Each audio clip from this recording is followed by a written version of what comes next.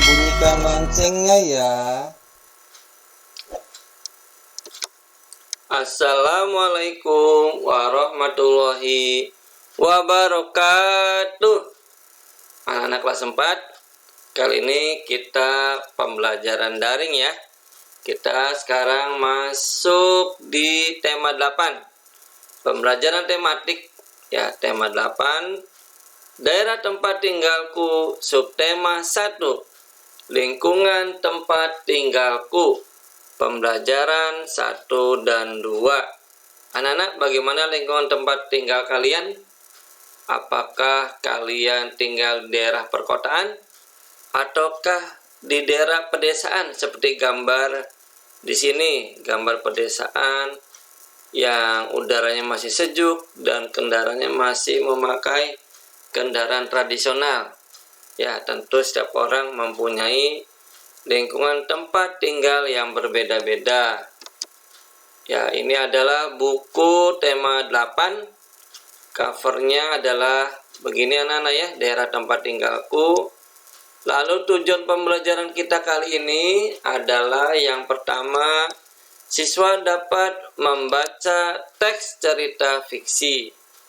Yang kedua, siswa dapat melakukan percobaan tentang pengaruh gaya terhadap arah gerak benda. Yang ketiga, siswa dapat menyanyikan lagu daerah dengan tempo cepat.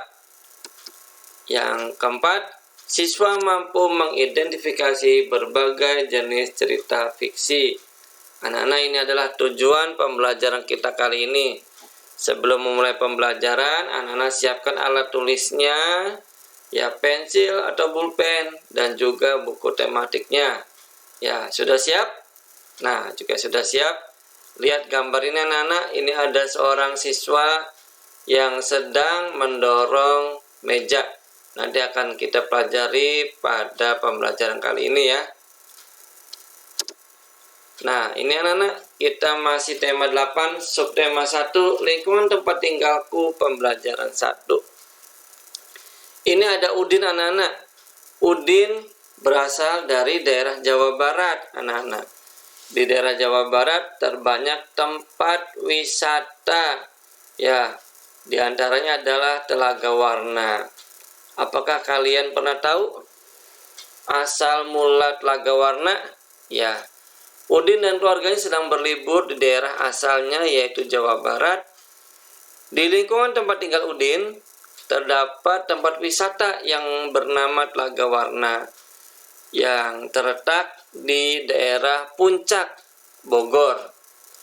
Saat Udin berwisata ke Telaga Warna, Udin menceritakan asal mula Telaga Warna yang merupakan cerita turun-temurun yang terkenal dari daerah tersebut. Bagaimanakah asal mula Telaga Warna? Ayo kita cari tahu ya anak-anak ya. Nah, ayo membaca. Di sini ada gambarnya Nana. Ya, ini ada judulnya Asal Mula Telaga Warna. Di sini ada gambarnya. Ya.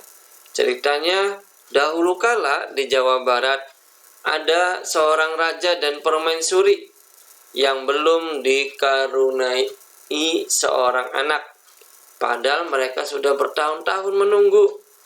Akhirnya raja memutuskan untuk bertapa di hutan. Bertapa itu mengasingkan diri anak-anak ya.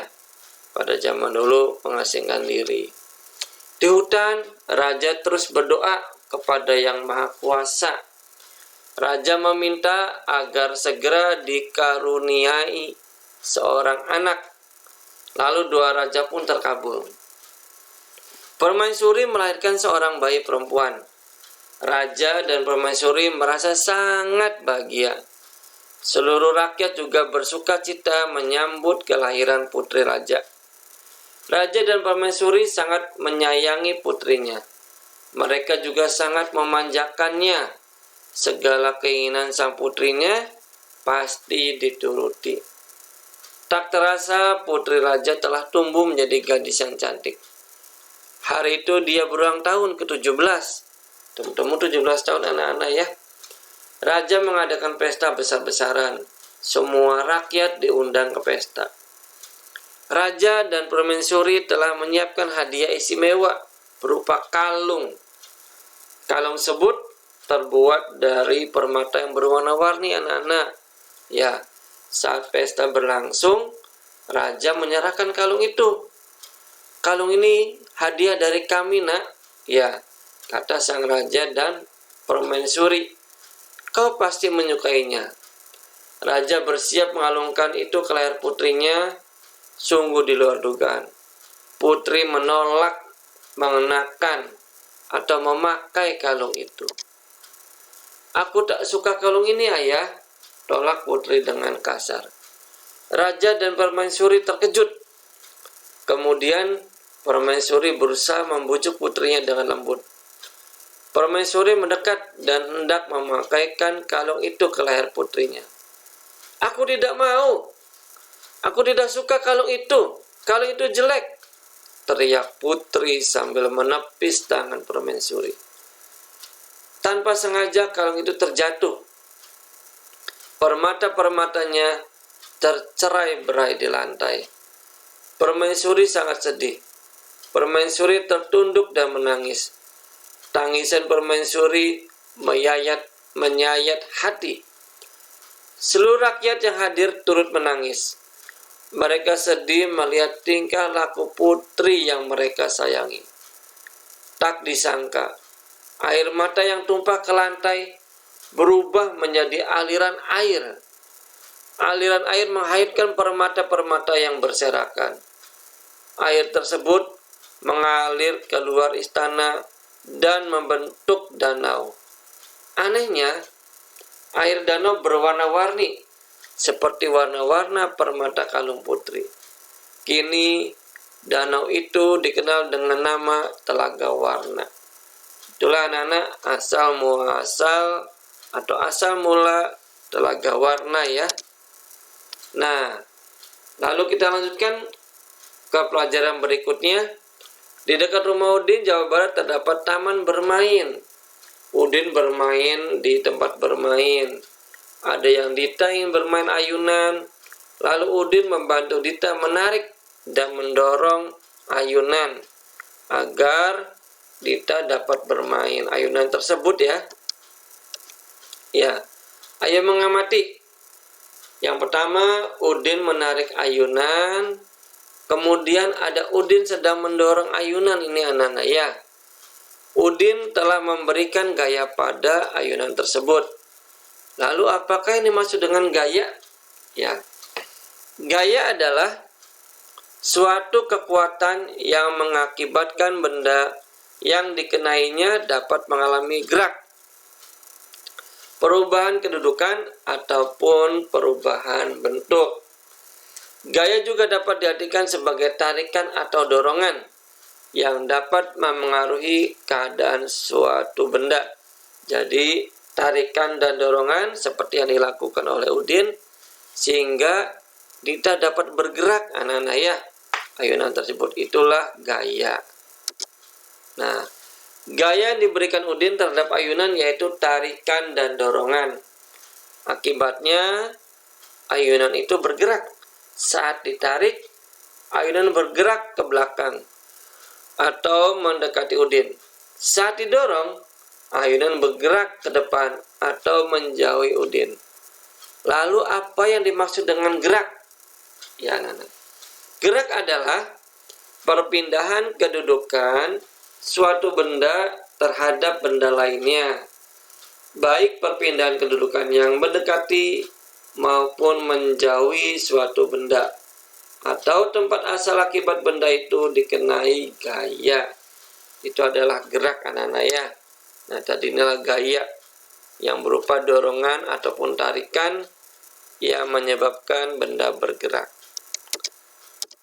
Nah, ini anak-anak mendorong dan menarik meja. Anak-anak lihat ya, bisa membedakan gaya dan gerak. Alatnya hanya meja anak-anak ya. Doronglah meja itu.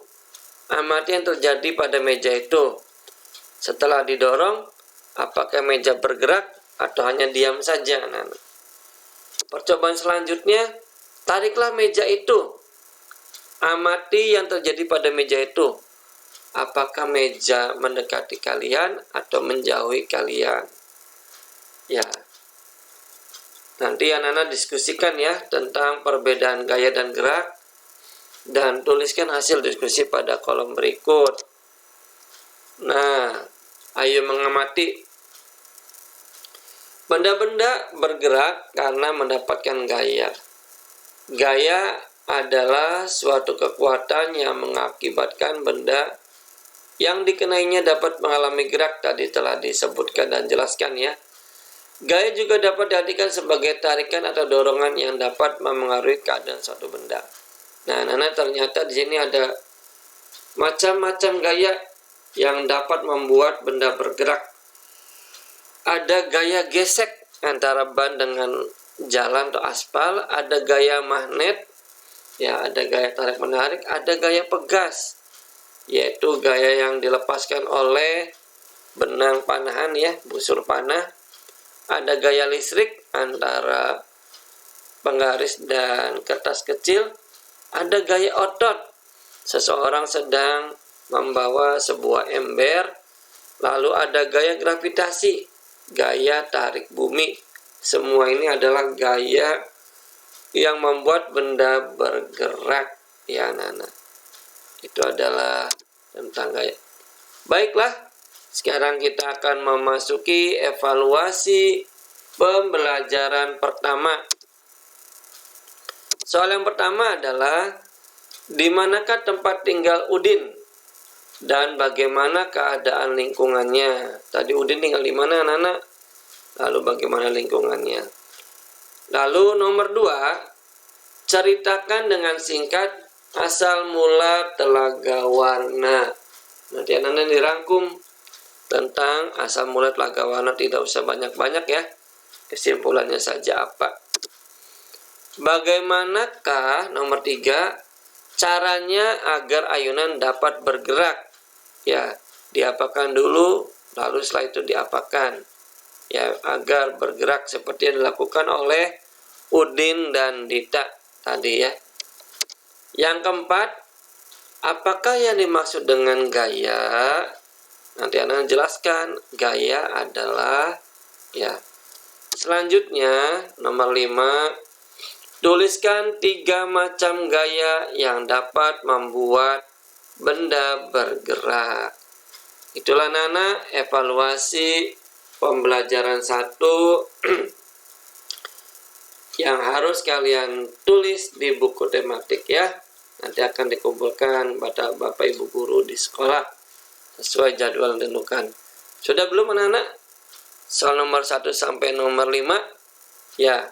Nanti kalau sudah kita lanjutkan ke pembelajaran berikutnya, yaitu pembelajaran 2 masih di tema 8, subtema 1, lingkungan tempat tinggalku. Nah, setiap tempat tinggal pasti akan ada lagu daerah anak-anak ya. Lagu daerah itu akan bermacam-macam. Nah, keluarga besar Edo berasal dari Papua anak-anak. Di lingkungan di Papua itu ada lagu daerah yang terkenal. Edo dan ayahnya dan ibunya senang menyanyikan lagu daerah tersebut. Lagu daerah apa yang dinyanyikan bersama Edo dan keluarganya? Ya, nanti kita akan lihat lagu daerah yang berasal dari Papua. Ya. Hari itu Edo mendapat tugas untuk menyiapkan sebuah lagu daerah. Lagu itu akan dinyanyikan di depan teman-teman sekelas Edo, anak-anak. Ya, nyanyi lagu apa ke Edo? Ternyata Edo akan menyanyikan lagu yang berjudul Yamko Rambe Yamko. Ya, ternyata Edo berhasil menyanyikan lagu tersebut dengan baik. Saat bernyanyi, Edo memperhatikan tempo dan tinggi rendah nada. Masih ingat kan anak-anak? Apakah tempo dan tinggi rendahnya nada? Ya. Tempo adalah cepat atau lambatnya lagu dinyanyikan. Tempo dapat dibedakan menjadi 3 macam anak-anak, yaitu tempo cepat, tempo sedang, dan tempo lambat. Pemilihan tempo dalam suatu lagu harus disesuaikan dengan isi lagu. Sebagai contoh, lagu yang menggambarkan keriangan, kesenangan, biasanya menggunakan tempo yang cepat. Lagu yang untuk menidurkan bayi atau sebelum tidur, biasanya menggunakan tempo yang sedang atau tempo lambat. Nah, anak-anak ingin tahu bagaimanakah lagu Yamko Rambe Yamko yang berasal di Papua? Ya, ini kita akan lihat ya. Yamko Rambe Yamko, ya, birama 4/4 agak cepat, lagu daerah Papua. Ya, kurang lebih lagunya begini anak-anak ya. Dengarkan ya, sambil anak-anak melihat ini videonya ya. Hei Yamko Rambe Yamko Arona wa kombe. Hei Yamko Rambe Yamko Arona wa kombe. Temino kibe kubo nuko kombe koyuma. Nah, anak-anak, kurang lebih begitu ya lagunya. Nanti pada saat pembelajaran PTM akan kita cari lagu ini ya, di setel di depan kelas agar suaranya yang merdu ya, tidak seperti suara Pak Yudi ya. Oke, kita lanjut ya. Sementara itu, tinggi rendah nada merupakan cara menyanyikan lagu sehingga menghasilkan nada tinggi ataupun nada rendah sesuai dengan notasi lagu. Berikut urutan tinggi rendah nada yang disebut tangga nada dengan notasi angka dan notasi balok. Anak-anak lihat yang ada lingkaran merah ini, ada angka 1, 2, 3, 4, 5, 6, 7. Lalu ada titik di bawahnya, itu menandakan notasi angka rendah. Lalu ada angka 1 sampai 7 yang tidak ada titik bawahnya, itu merupakan contoh tangga nada atau notasi angka sedang. Lalu yang ada titiknya, itu dari 1 sampai 7 menandakan notasi angka tinggi ya. Anak-anak pernah belajar kan? Do, re, mi, fa, sol, la, si, do ya. Jadi do, re, mi, fa, sol, la, si, do ini kalau rendah itu ada titiknya di bawah. Jika tidak ada titiknya sedang, dan jika ada titik di atasnya, do, re, mi, fa, sol, la, si. Nah, itu tinggi ya. Lalu ini sedang dan ini rendah. Semakin ke kanan itu semakin tinggi. Sebaliknya, semakin ke kiri nada semakin rendah. Nada bertitik di bawah berarti nada rendah, nada yang bertitik sedang berarti tidak ada titiknya, dan yang titik di atas merupakan nada tinggi ya. Nada-nada yang bertitik di bawah disebut tangga nada oktav rendah. Nada-nada yang tidak bertitik disebut tangga nada oktav sedang. Dan nada-nada yang bertitik di atas disebut tangga nada oktav tinggi yang tadi Bapak jelaskan ya. Lalu apakah tangga nada itu? Ya, tangga nada adalah urutan nada yang disusun secara berjenjang. Susunan nada yang berurutan, naik atau turun disebut tangga nada. Tentu saja jarak antara nada yang berurutan itu naik atau turun tertentu pula ya, dari do rendah sampai do tinggi. Itulah anak-anak ya tentang tangga nada oktav rendah, sedang, dan tinggi. Nah, ini anak-anak yang baca di sini ada teks cerita rakyat ya tentang burung ya, termasuk teks fiksi. Apa ini anak-anak? Ya, fabel, karena ceritanya atau tokohnya adalah binatang yang seolah-olah dapat berkata-kata seperti manusia Di sini ada judul tentang kasuari dan dara mahkota. Ya, anak-anak baca ya. Siap berbarengan dengan Pak Yudi. Ya, setelah baca kalian sambil menyimak, nanti akan ada pertanyaan ya.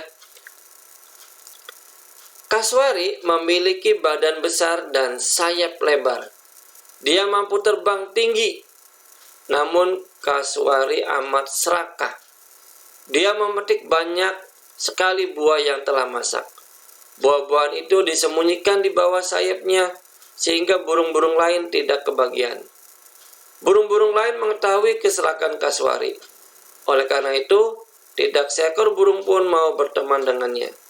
Meski demikian, kasuari tidak memedulikannya. Lama-kelamaan kasuari semakin serakah.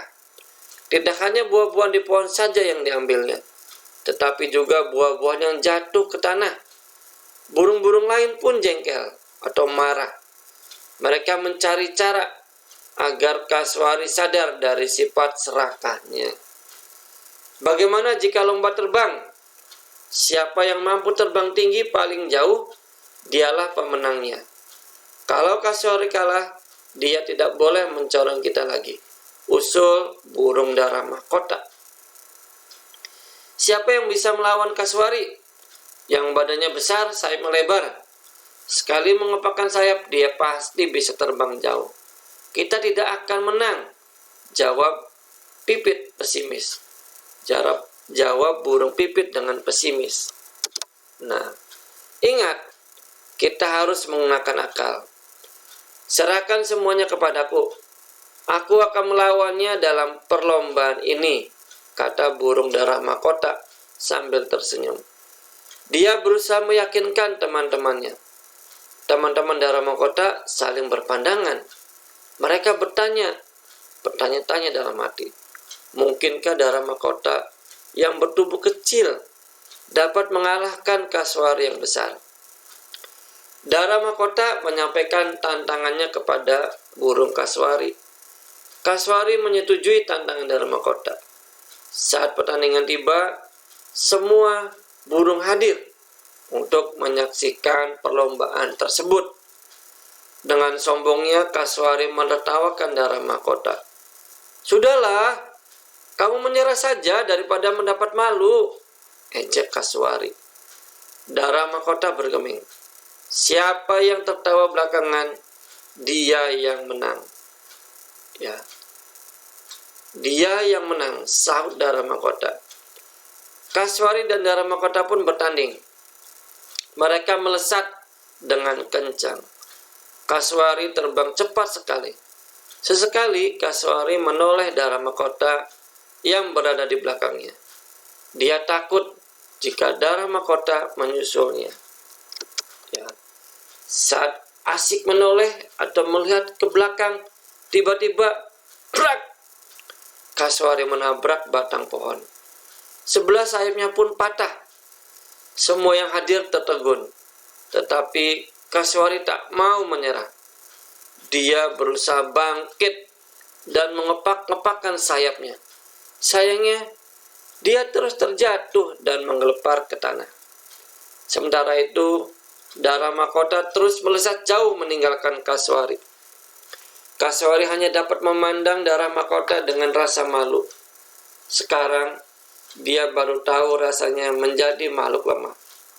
Selama ini, dia selalu merasa menjadi burung yang hebat. Namun dalam sekejap, dia tidak mampu terbang lagi. Beberapa burung lain turun ke tanah. Mereka membantu kasuari. Kasuari semakin malu karena selama ini dia telah mencurangi mereka atau burung lainnya. Sejak saat itu, burung kasuari sadar dan mengubah perilakunya. Namun sayang sekali, sejak saat itu pula burung kasuari tidak bisa terbang lagi.